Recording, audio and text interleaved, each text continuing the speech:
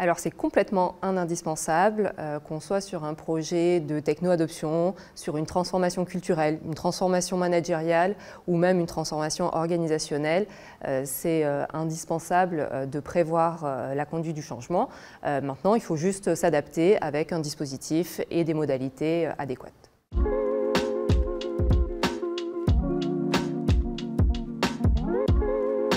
En fait, c'est ni l'un ni l'autre, c'est bien en amont de tout ça, idéalement, pour pouvoir sensibiliser les acteurs, embarquer les sponsors, former les parties prenantes, sensibiliser à la transformation, permettre finalement que l'organisation puisse intégrer davantage les transformations.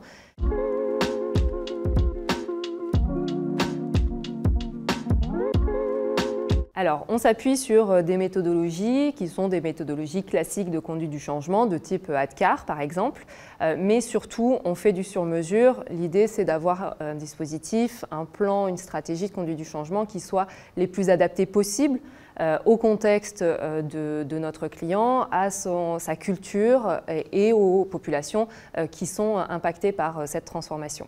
On s'intéresse en fait de plus en plus aux neurosciences, à savoir comment l'adulte va apprendre de nouveaux comportements, modifier ses comportements, être engagé dans une action pour intégrer également ces notions dans nos plans de conduite du changement et dans les actions qu'on va ensuite proposer pour accompagner une transformation.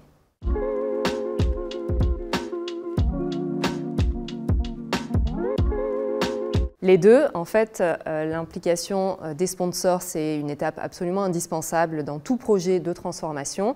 Et puis, la participation et le mode collaboratif avec des collaborateurs et des managers, ça permet de pouvoir designer une solution et une cible au plus proche des besoins, de légitimer la démarche et de créer des conditions favorables pour la suite du déploiement et des actions de change.